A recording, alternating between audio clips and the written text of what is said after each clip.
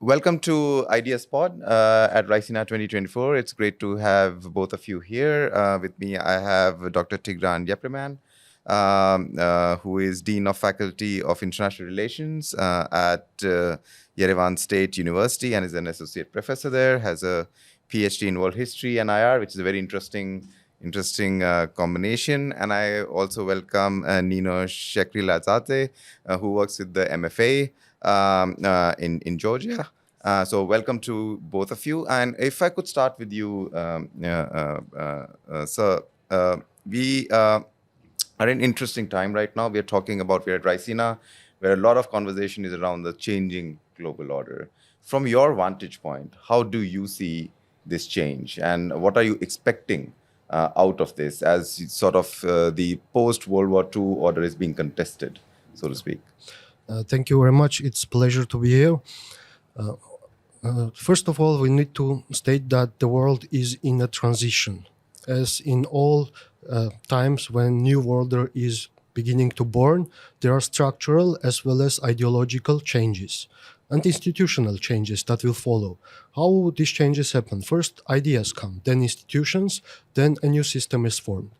But I will not go too far stating that geography is destiny, because geography, the perception of geography is also changing because of the new technologies, new AI technologies. And in this regard, even now, still, geography still continues to be the most fundamental factor in foreign policy because it is still permanent. But this will change in future because of the new technologies. Thank you. Right. And just coming to, he mentioned a very important, in my opinion, word, institutions, right? A lot of the institutions that have been sort of part of the multilateral order and the global order are also being challenged in that they are old school, maybe, they don't represent modern realities. How do you see this, the probability of older institutions specifically being molded into a newer ecosystem that represents much more than what it does right now? Thank you very much. It's an immense pleasure to be here with you today, and I should acknowledge a very interesting variety of extremely pertinent topics Raisina Dialogues puts together every year.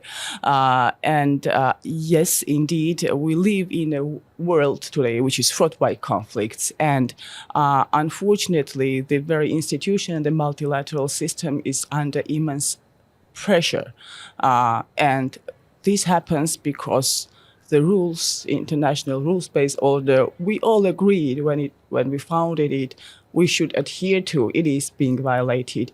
And I come from a region which has experienced this, and my country itself has this tragic experience.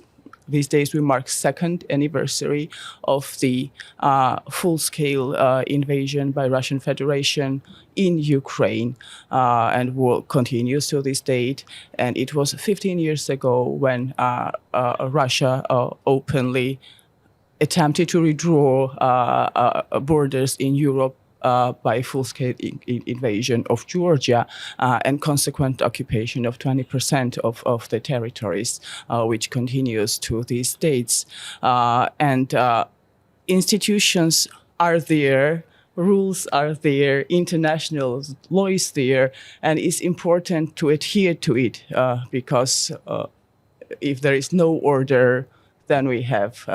Right. The question also you asked about new realities and order which was created post-World War II.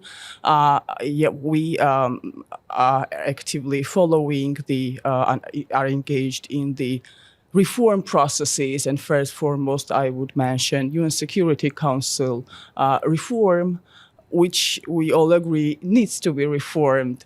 And there have been slight steps towards it, but lots of work to be done in terms of composition and veto power, misuse of veto power, which is extremely important. So going more towards the regional question now. You both come from the similar geographies. So what are the, of course, at Raisina as well, we hear a full gambit of concerns, when we're talking about development, for example, right? When you're talking about connectivity.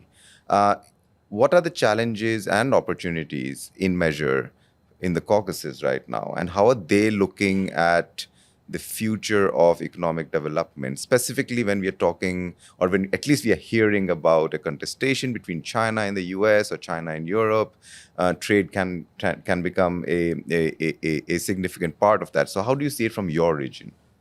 First of all, let me state that South Caucasus, for millennia, it has historically been the crossroad of Eastern and Western civilization. Native nations, Armenia and Georgia, have always been there and were intensifying the exchange of goods, ideas, institutions. It's everything. And in this regard, I think that South Caucasus should take its historical role and continue to be a crossroad where different civilizations can converge and the development can converge. But now, scholarly discourse is focused on considering South Caucasus as a gateway for Caspian and Central Eurasian energy, hydrocarbon resources.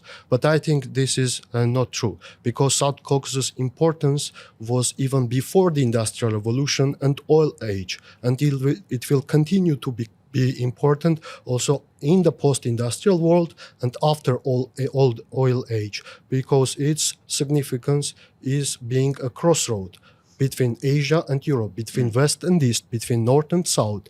In this regard, there are several competing geopolitical paradigms in our region. First, European enlargement. Second, Eurasian integration by Russia. Third one is the Chinese Belt and Road Initiative. Another one, there is a Turkic world idea, a new medieval in its character. And another one that is very interesting for us is the Indian initiative for South-North Corridor that should pass through Iran or Port Chabahar to Armenia and Georgia. And I see in this way there will be much more security and development in the Caucasus, and the peace will be more reliable, because the Indian way of thinking about the world, harmonious relationship, minimal conflict with other countries and ambitions of dominating other countries like a neo-colonial power is very important for the global security and peace. And especially for our region, it is very important. And that's very interesting. Very quickly, I'll just come to you, as the professor mentioned, there are a lot of connectivity projects that actually go through your region, right? A lot of people may not know that. But how are you seeing the future of connectivity, especially when it comes to critical issues like energy, at a time when a lot of countries are in energy transition, so we're moving towards more greener fuels, or we would like to move towards greener fuels. How do you see your region placed almost as an incubator with all these projects that are traversing through, and what more can be done to remove skepticism around connectivity projects? Thank you for that question, and fully agree that the region we live in has been historically playing a role as a main, I would say, part of the corridor connecting East and West. We as a Georgia, if I speak from a Georgian perspective, pay great attention to further development of this potential to become a transport and logistics hub. And in the given realities, when there is need for alternative, secure, reliable transit routes to connect East Asia, Central Asia to Europe, and enable free flow of goods, the region gains even more importance. When we speak about the energy carriers, we've been part of the regional project for some years now. There's some new projects which are being under the pipeline. And you mentioned clean energy, and I would mention the Black Sea submarine cable, which would be essential, connecting Caucasus to Southern Europe, providing clean energy via the cable, which will run through under the Black Sea. Right. So, and when we're talking about connectivity, Professor, in my personal opinion, when we're talking about globalization, we talk about trade, we talk about transiting through each other's geographies to facilitate the trade. But people-to-people contact is also critical. You can't do it without one thing or the other, right? Both go hand in hand at some point. What are your broad ideations right now? How can people-to-people contact between, for example, India and the Caucasus be improved? And we have seen good, movement on those fronts. But if connectivity and trade has to really, really thrive, people-to-people contacts have to thrive as well. How do you see this sort of developing in the coming time? I think it is very important to have, first of all, direct flights. Yeah. And it is very important to pay attention to to pay attention to development of tourism, because people need to relate to each other, to revive the shared history and understanding of each other, to recognize each other. This is the first step. But another important thing, from all other countries in the world that I have been, I participated in other conferences. The interesting thing that I have noticed in India, there is a huge amount of optimism about future, about the future of the world, not only about India's future, about the future on the world and India's place in it. And this is very unique because in the West and in the North, in many other countries, the pessimism is prevailing. And certainly, this positive optimism about the future can bring new changes. And India is exploring with its Link West policy. Now, why it cannot include also South Caucasus as part of the Link West, linking with the European Union through Caucasus? This is very important. Yeah, and just very quickly, as we run out of time, even along with flights, for example, academic linkages between students, R&D. All these are also... I forgot to mention, yesterday I was at the University of Delhi. We are thinking about establishing programs together with our university. Right, exactly. Yeah, so organizing same thing. Conferences. How do you see this as a bridge builder moving forward to bring the people together, which leads to sort of better economics and better trade? Well, this is essential. People-to-people contacts are essential, and I'm happy that in these terms, the relationship between Georgia and India is on a very good track, and we have plenty of Indian tourists coming to receive education in Georgia.